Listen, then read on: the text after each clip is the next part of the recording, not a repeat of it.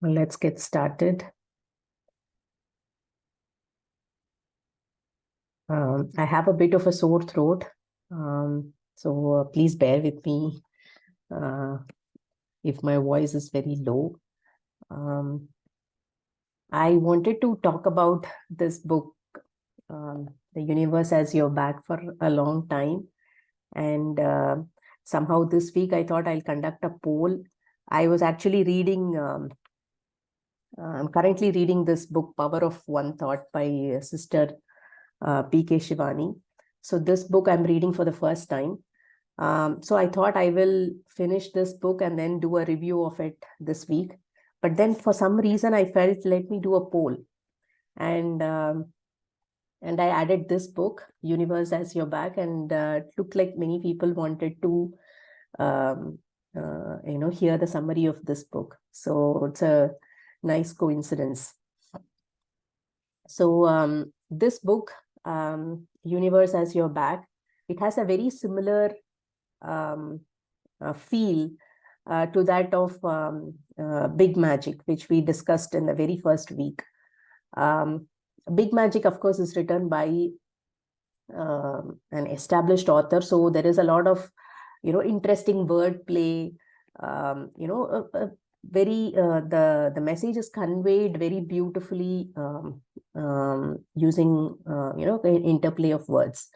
Here the writing is very simple, but it has so much of impact to your heart. So as Archana pointed out, this book is definitely more appealing to your heart than to your brain. We'll, as we discuss the summary of the book, you will realize why that is true. This book is, when you read it, you feel very good, right? That's the kind of approach the author has taken. And let me share my screen.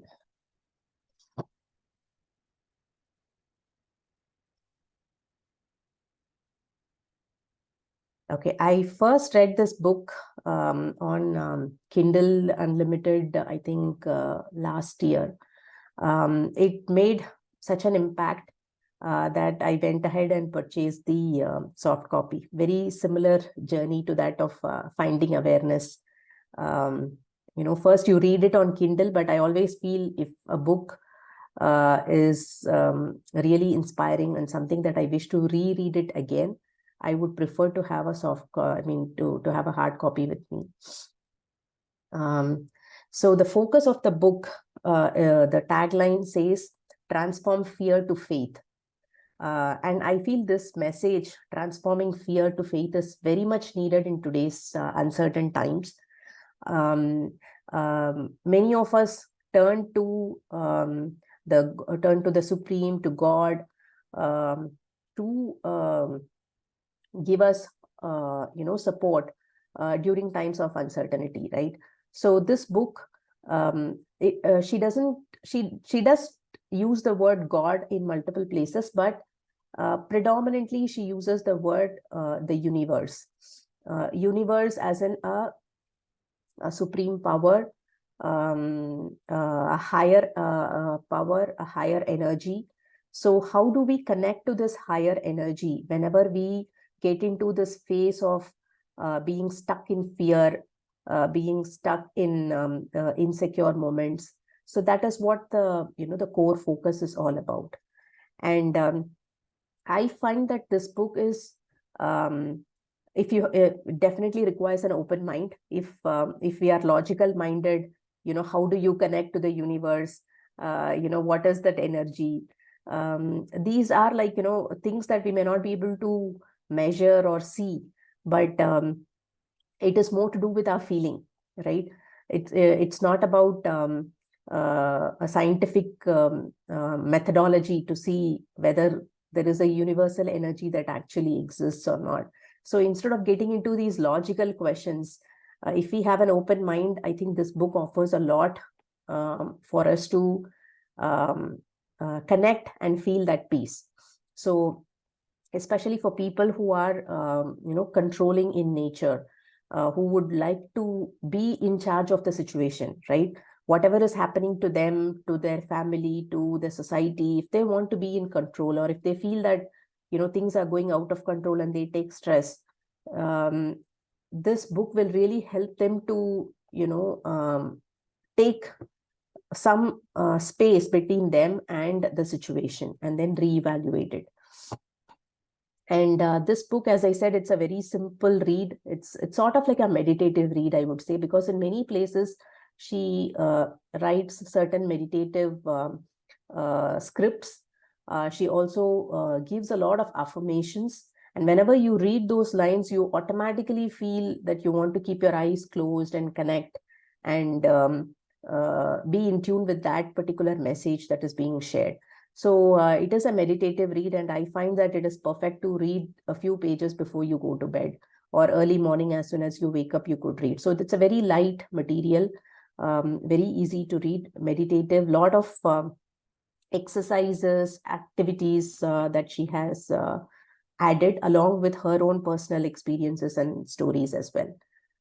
So since this book is written, it has 12 chapters, but I didn't find any coherent sequence in the way the book is structured. So I sort of, while preparing this mind map, I have collated the points into 3 broad categories.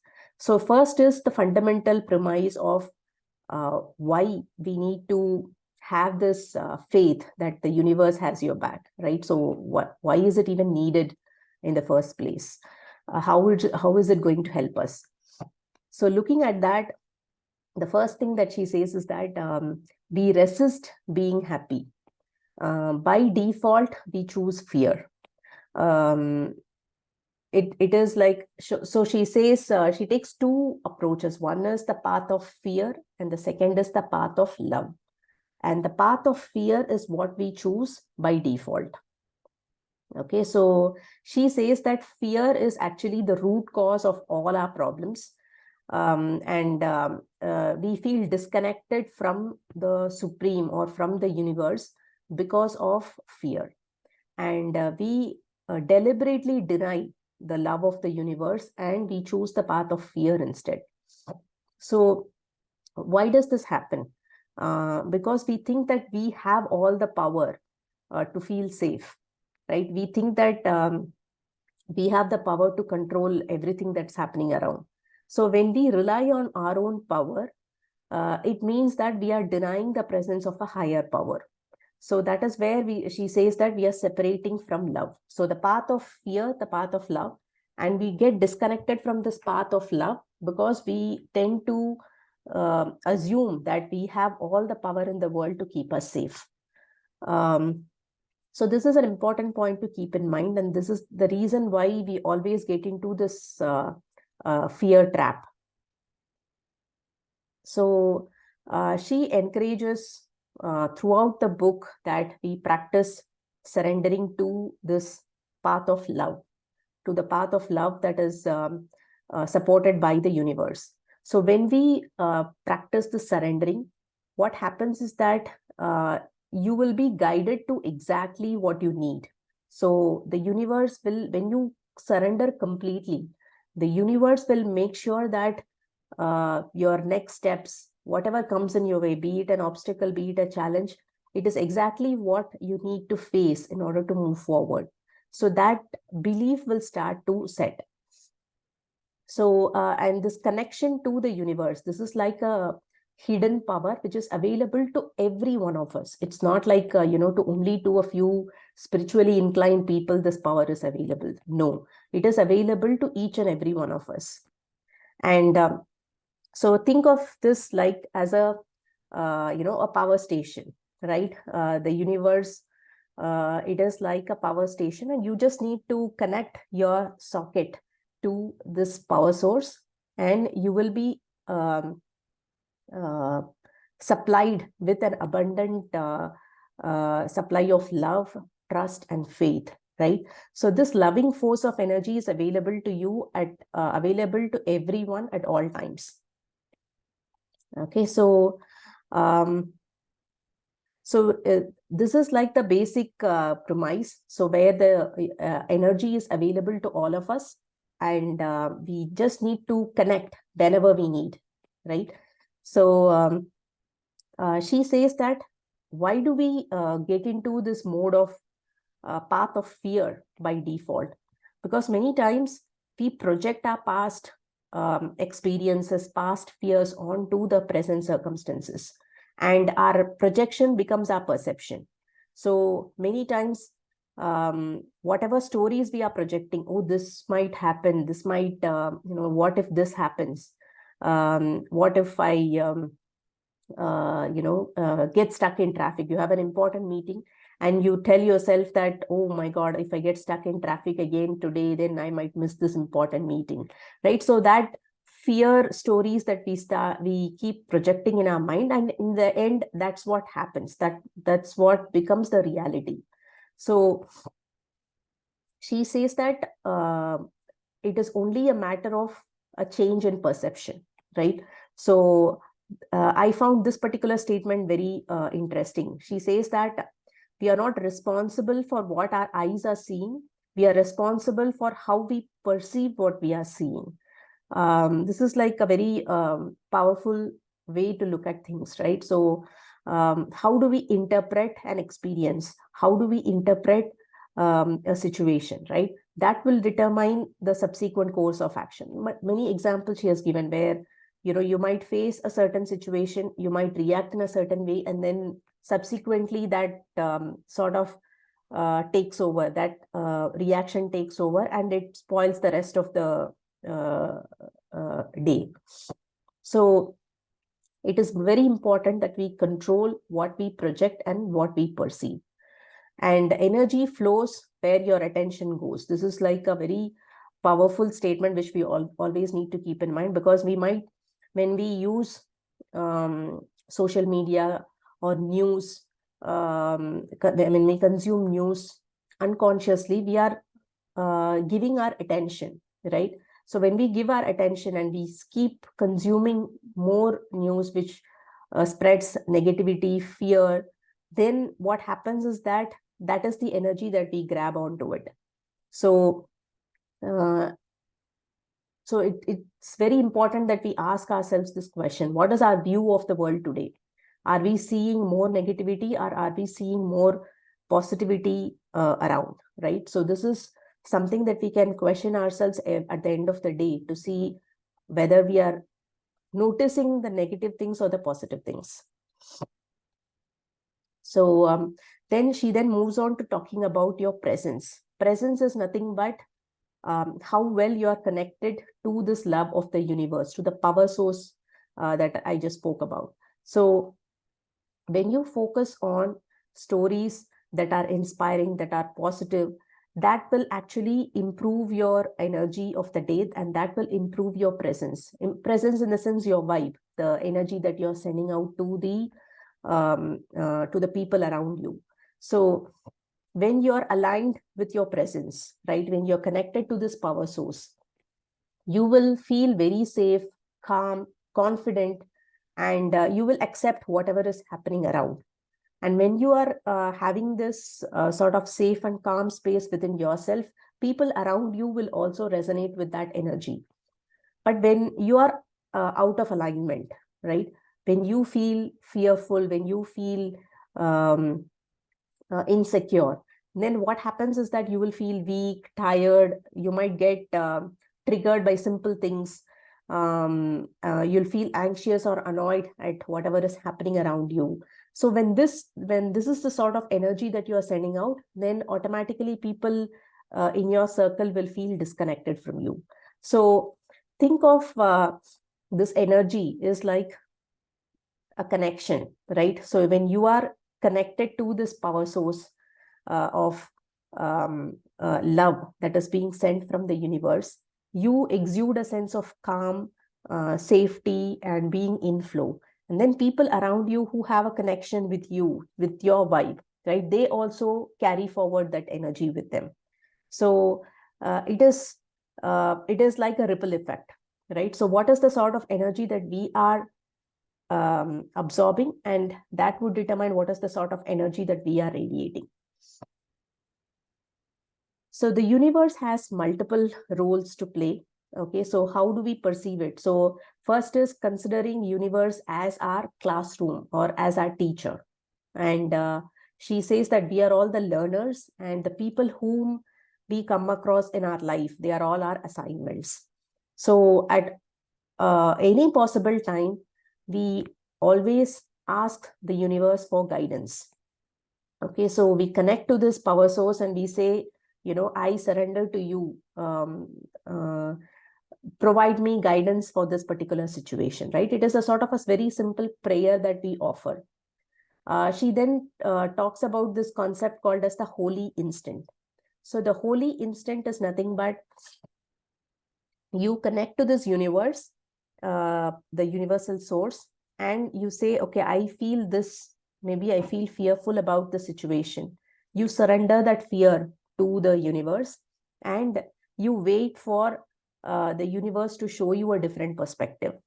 So help me see this differently, right? There is a challenging situation that you have come across, and you feel very fearful, but maybe there is a lesson for you to learn. In that situation, if the universe can help you to see it differently, then you may not feel that hurtful, or you might get the courage to face the situation. So you could offer a prayer saying, universe, help me to see this differently, right? Creating that perceptual shift. So this is how we practice the holy instant, where we keep connecting to this power source as and when required, ask for guidance, ask for a perceptual shift.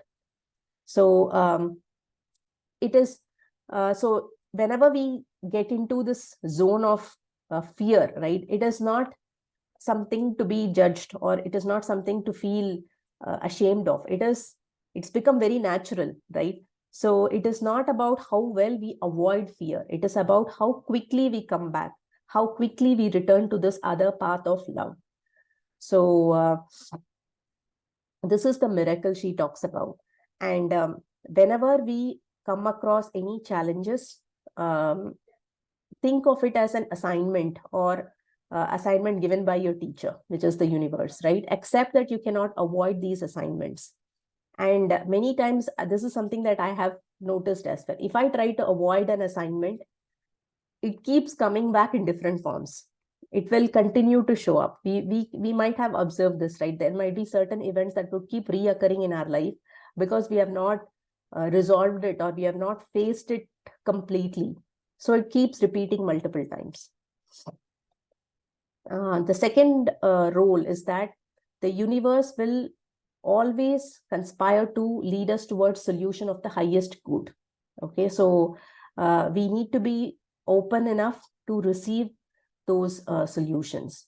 So trust that even if situations seem challenging, trust that there is this is happening for the highest good. You might not be able to connect the dots now, but after a few years, when you look back, you might understand why these events have happened. This is something that personally for me, I have always seen that why this situation happened.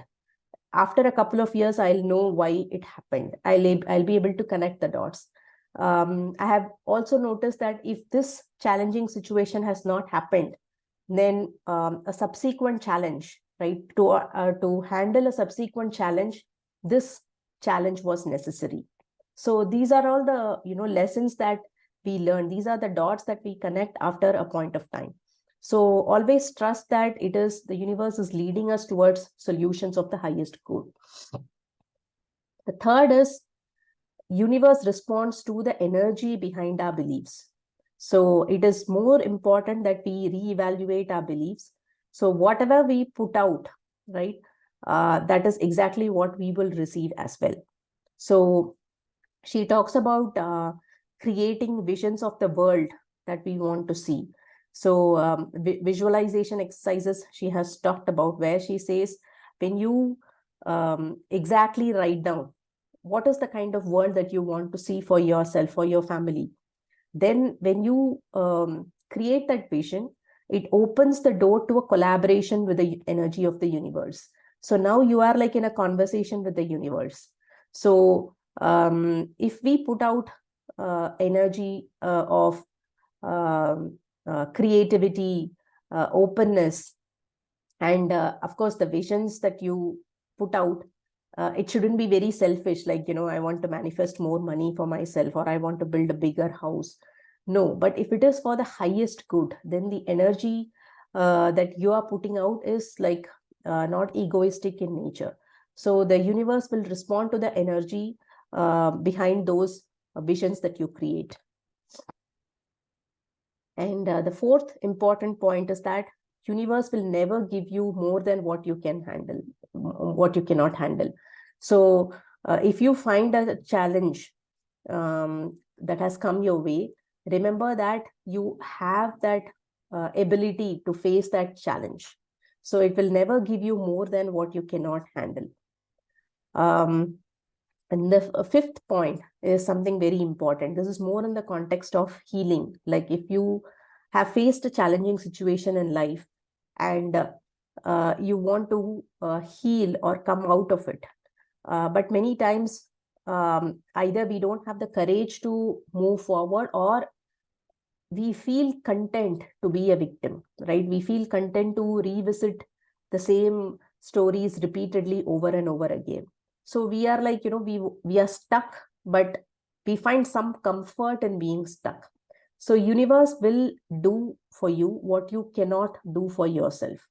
So sometimes we may not be able to pull ourselves out of the rut, but the universe will come up with ways to help us come out of the rut. So freedom from the past is available to you when you show up for the assignments in the present. So if we are stuck in the past thoughts of resentment or guilt, right? So there will be certain assignments that come your way in the present that will help you to come out of those states of mind.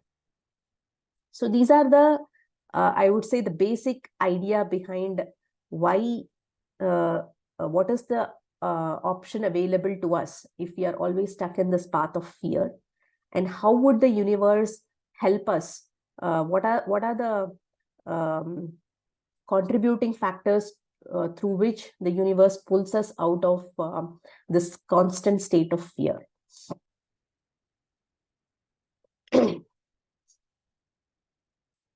Okay, so next we move on to what she talks about is how does this whole connection with the universe actually work, right? What is this energy field?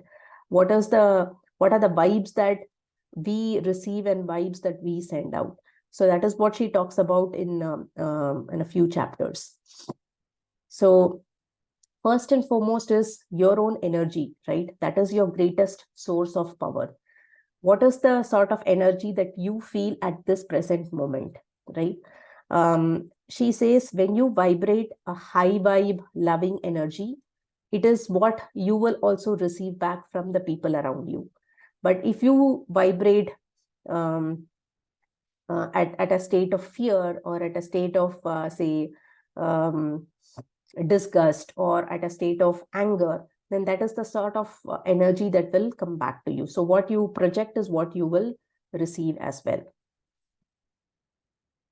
Okay, so your intentions create your reality, which is very true. Where if we think that, yes, I'll be able to sort out the situation, I'll be able to handle the situation, or I'll trust the universe to give me courage to face this situation, right?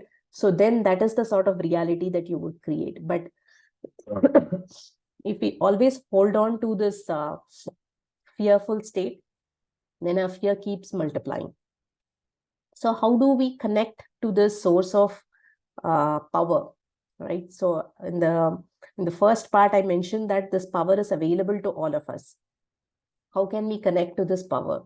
So it is through meditation. Meditation, as in, it's not about sitting for hours. You can just close your eyes, sit for a few minutes, and you'll be able to connect to this power source. So when you connect, you are recalibrating your energy. If you're feeling fearful or anxious, just sit for a few minutes, close your eyes and connect. Think that you are a source of light and you're connecting your socket to this power source, right? Just visualize it that way, if that helps. So that way you will be able to connect to this power source, and through meditation, through these short bursts of meditation, you will be able to recalibrate your energy. So once you feel this connection to the universe, what happens is that you activate something called as synchronicity. You might have experienced this many times as well, right? So there might be a question running in your mind, and suddenly the answer comes out of nowhere. You might be thinking of somebody, and then that person gives you a call or sends you a message. So these are the synchronistic support. Maybe you're stuck in a problematic situation, then some form of solution comes your way, right? So these are the synchronistic support that universe provides when we constantly keep connecting to it.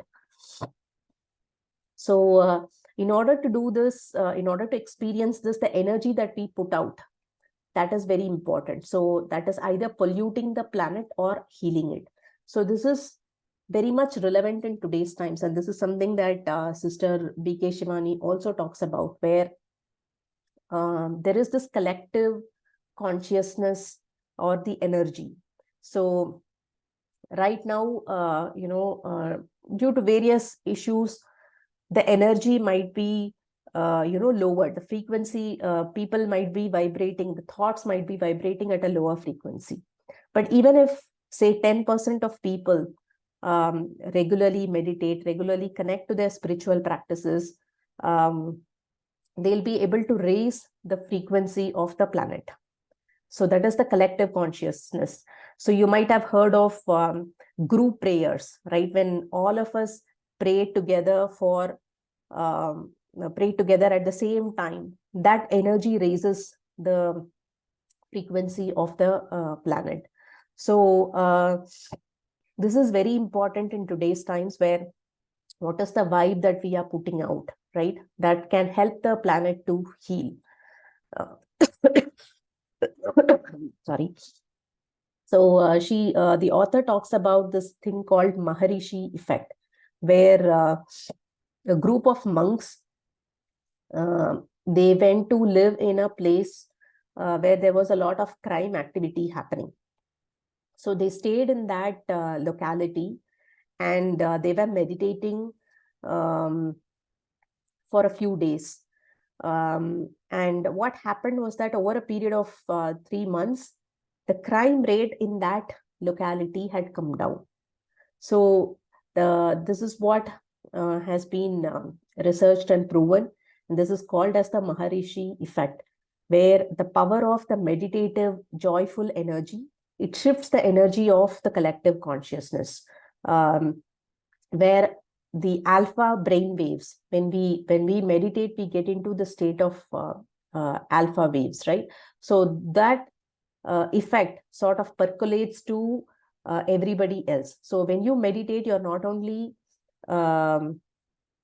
improving the quality of your energy levels, but you're also improving the quality of people around you. So that is the power of meditation, and that would really help improve the vibrational quality of the whole collective conscious. And the other important point, the universe works fast when you're having fun.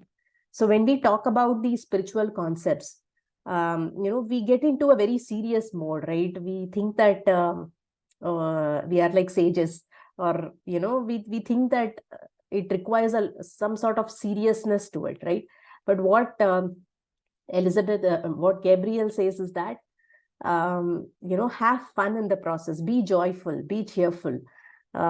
If you are in that fun process, the universe works faster, right? The energy that you exude is also more light-hearted, more approachable, rather than if you're like very serious and very guarded, right?